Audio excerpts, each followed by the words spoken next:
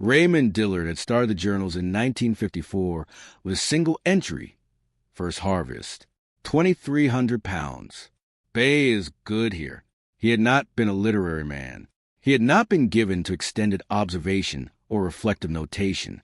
He had been a Pacific oyster farmer who believed that a business required records and that records required honesty. And so the journals were honest, the good years and the bad years, the harvest that came in strong and the harvest that came in thin, the water conditions that seemed relevant and the water conditions that seemed irrelevant, but that he wrote down anyway because he was writing things down and had developed a habit. The last entry Raymond had made, in 1989, read, 35 years, Bay still good, passing to Emmett. Emmett was Marcus's father, who had passed it to Marcus with the same instruction. Keep the records honest. Marcus, who had continued the journals for 33 more years in a different hand but the same format. Marcus Dillard was 67 years old. He had been farming oysters in this California bay for 33 years, from the same lease his grandfather Raymond had worked for 35 years before him. The lease sat on the bay's inner shelf, protected from the open Pacific by a headland to the north and by the bay's particular geometry, which had made it productive for oyster farming for as long as anyone in the family had been paying attention. The inner shelf had specific qualities that Marcus understood in the practical way of a man who had worked a piece of water for 3 decades, the current patterns that varied by tide and season, the depths where growth was fastest, the zones where summer warming pushed the oysters into thermal stress, and the zones where the cold, deep water buffered them. The bay had a character. Raymond had been right about that in 1954, and the character had held. The journals were in a cardboard box in the processing shed, the same box Marcus's father had kept them in before handing it to Marcus. The cardboard itself worn soft at the corners from decades of being pulled off a shelf and replaced, the inside faintly smelling of salt air and a particular damp that came from years of proximity to bay water.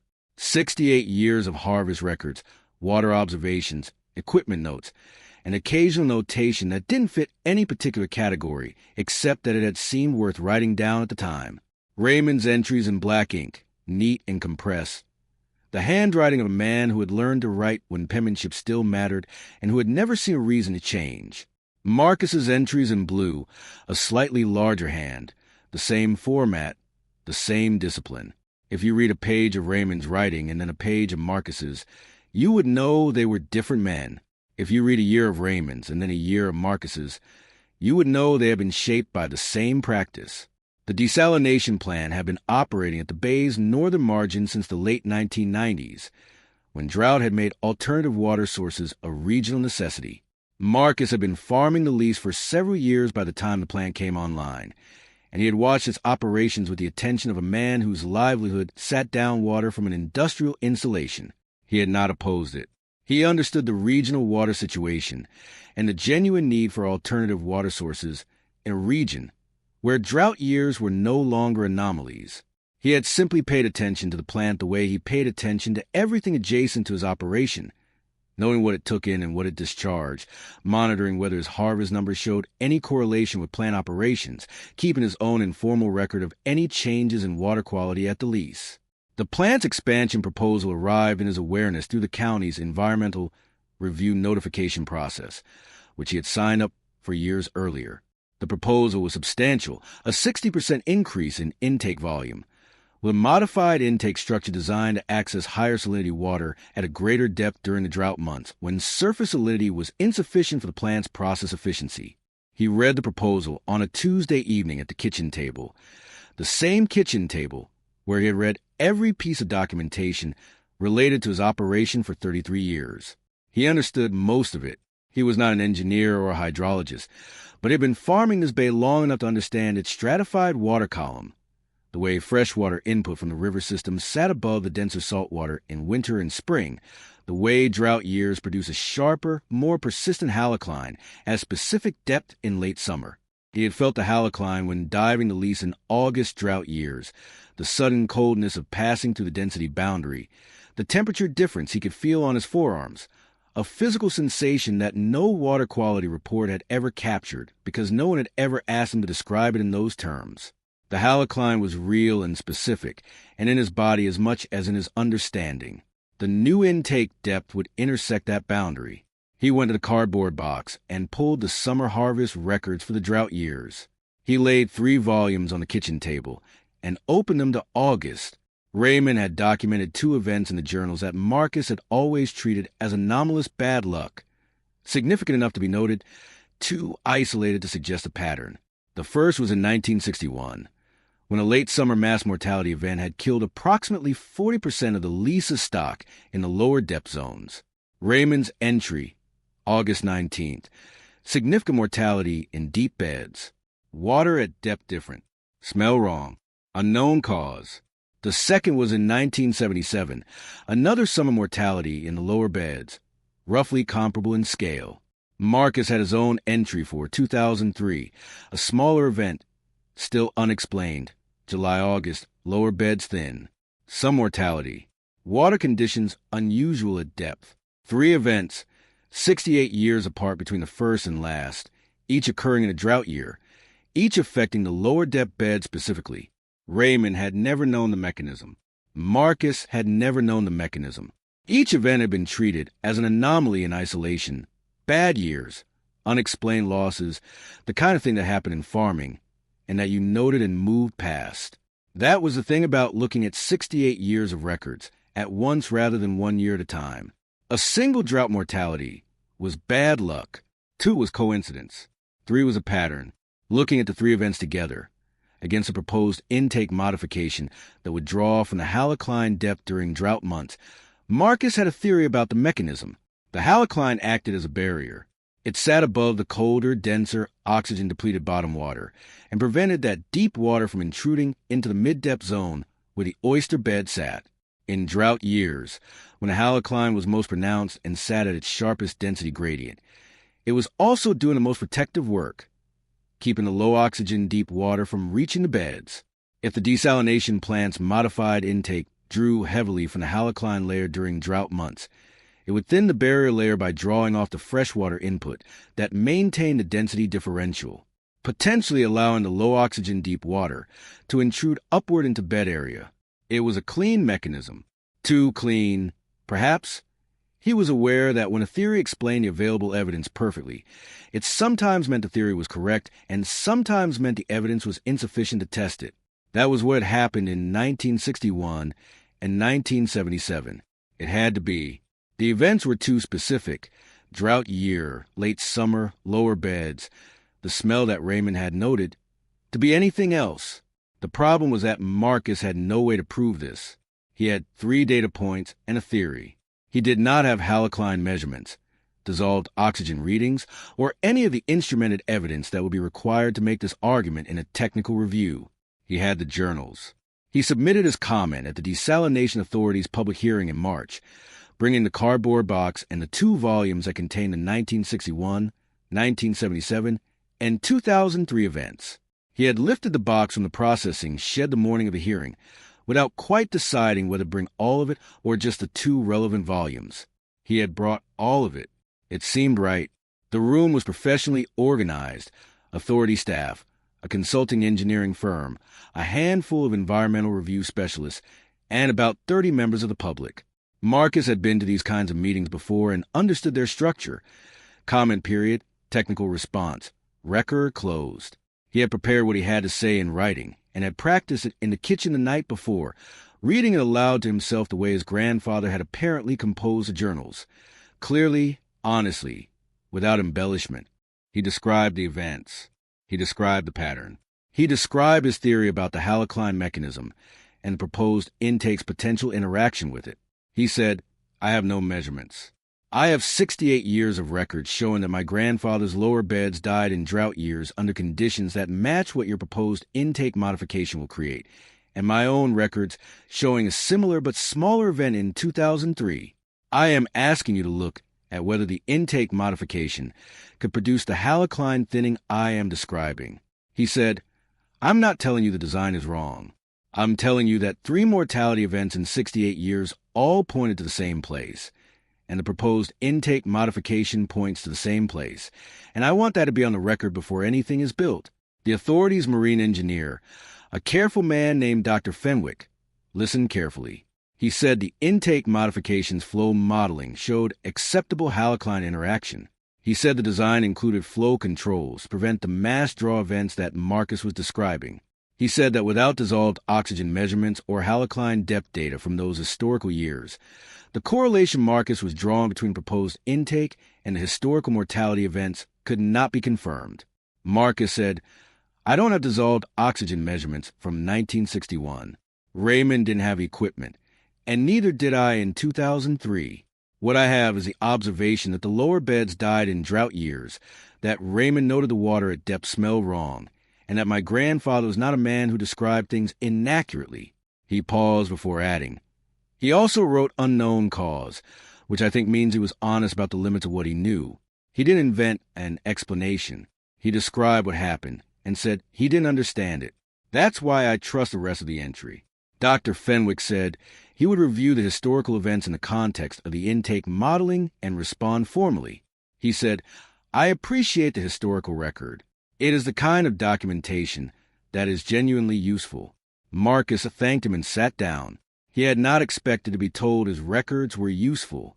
He had expected to be told they were insufficient. Marcus drove home with the box on the passenger seat. The drive was 40 minutes, and he didn't turn on the radio. He let his mind run through the hearing. What Dr. Fenwick had said, what he had said, whether the right words had come. He knew the journals were in the box. He knew the box was on the seat. That was all he knew for certain. He had gone back and forth on the theory for several weeks before the hearing. His initial reading of the journals had felt conclusive. 3 events, all drought years, all lower beds, all late summer. The pattern had seemed unmistakable. He had sat at the kitchen table with the volumes open and felt certain. Then he had spent a week looking for alternative explanations.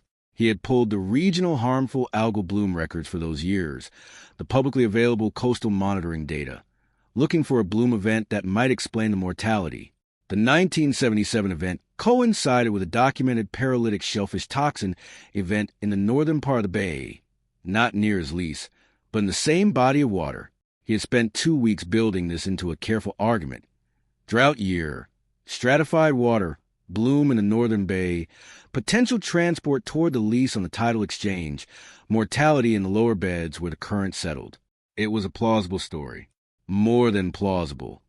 It was the kind of explanation that would be recognized immediately by anyone who worked on shellfish mortality, because it invoked a documented event and a known mechanism, and required no novel interpretation. He had nearly presented this as his concern at the hearing instead of the halocline theory. The bloom explanation was more conventional, more likely to be taken seriously by people who assess marine impacts for a living, and he had spent 2 weeks constructing an argument around it. What had stopped him was the 2003 event. He pulled his own records carefully. The 2003 event had also occurred in a drought year, but there had been no harmful algal bloom documented anywhere in the bay that year. The bloom explanation worked for 1977, but not for 2003. The halocline explanation worked for all 3 years. He had gone to hearing with the halocline theory and the 3 data points and no measurements, because that was what he had. Dr. Fenwick called him 4 weeks after the hearing. Marcus was in the processing shed, checking the sorting equipment for the fall harvest, when his phone rang. He answered without looking at the number. He said the authority had reviewed the historical mortality events in the context of the intake modeling. He said the flow controls in the proposed design were calibrated for normal drought conditions, and that the modeling had not included a scenario for sustained maximum draw periods during multi-week drought events. He said, "Your concern about the halocline interaction under extended drought draw is valid. The modeling gap you identified, the difference between normal drought draw and sustained maximum draw conditions, is real. We should have modeled that scenario before submission." Marcus said, "I didn't know you hadn't modeled it. I only knew what my grandfather's beds looked like in 1961. I didn't know what question the modeling needed to answer. I just knew that the pattern in the journals and the proposed intake were pointing at the same place." Dr. Fenwick said, "That was sufficient. You identified the variable. We had the tools to model it once we knew where to look. The 1961 and 1977 events, combined with your 2003 event and the proposed intake depth, gave us enough to go back and run the extended draw scenario. The scenario produces halocline thinning consistent with what you described. The intake design was modified. A flow limiter was added to the system, a control that would restrict draw from the halocline depth during sustained drought periods, preventing the extended halocline thinning that the original design had left unaddressed. The modification added cost and reduced the plant's peak drought efficiency by a calculable margin. The Desalination Authority's formal approval documents cited Marcus's historical mortality data as the basis for the flow limiter requirement. In the citation, the events were listed as Bay Farm Mortality Events 1961, 1977, 2003, documented in private harvest journals. Dillard Family Oyster Lease, established 1954. Raymond's 1961 entry, significant mortality in deep beds, water at depth different, smell wrong, unknown cause, had been entered into a federal approval document as evidence. Marcus had read this line 3 times before it settled into something he could fully hold. Raymond in 1961, 38 years old, writing an August entry in black ink in a cardboard box journal in a processing shed on a California bay, with no idea that his description of water that smelled wrong would be cited in a regulatory document 62 years later. He had just written down what he saw. That was the whole action. He had seen something. He had not understood it. And he had written down what he saw and that he didn't understand it. Marcus read the approval documents at the same kitchen table where he had read the expansion proposal the previous year. He thought about Raymond starting the journals in 1954 with 2,300 pounds and a bay that was good. He thought about Raymond's black ink entry for August 1961, written when Raymond was 38 years old and had no explanation for what had happened to his lower beds. He thought about what it meant that Raymond had written unknown cause, that he had been honest about not knowing, that he had not invented an explanation, that he had simply described what he had observed and acknowledged the limit of his understanding. Most people, Marcus thought, would have written something instead of nothing. They would have blamed the weather or the stock or a current anomaly or any of the convenient explanations that a bad year offered. Raymond had written unknown cause because unknown cause was a true statement, and the journals were a business record, and business records required honesty. This was not merely a business principle. It was a refusal to let convenience override observation, to let comfort replace accuracy. Raymond had held the line on this for 35 years. Marcus had held it for 33 more. That honesty had been in the cardboard box for 62 years, waiting for the right question to make it useful. Marcus had asked the right question because the journals were sitting in the processing shed, and he had read them as many times as he had read anything in his working life. The chain from Raymond's 1954 first entry to the flow limiter in the federal approval document was that simple and that long. Marcus opened the current year's journal and wrote his own entry. Intake modification approved. Flow limiter added per our comment. Lower beds intact. Grandfather's 1961 entry cited in federal documentation. He paused for a moment. Then he added one more line, writing slowly. Raymond didn't know why the beds died in 1961. Neither did I, but he wrote it down. He set the pen down and looked at the line for a moment. The blue ink of his own entry, below the blue ink of the current year's harvest records, in the same box that held Raymond's black ink from 1954. 3 generations of hands, 1 practice, 1 bay. He closed the journal and put it back in the box. Outside, the bay was doing what it always did. The tide moving through, the water stratifying way stratified water stratified. The halocline forming in the drought season weeks at the depth it had always formed, the lower bed sitting above in a zone that the modified intake would now preserve. It was not a dramatic outcome. The modification had been made, the limiter installed, the approval document citing the 1961 entry filed with the relevant agencies. The bay looked the same as it had looked for 33 years. The halocline was still there, invisible to anyone who wasn't diving through it, doing its work the way it had always done its work. Raymond had started the journals with a good bay. He had kept them honestly for 35 years. Marcus had kept them honestly for 33 more. Together they had produced a document that had sat in a cardboard box in a processing shed until a desalination plant had asked the right question at the wrong time. The bay was good here. It had always been good here. Marcus intended to keep it that way.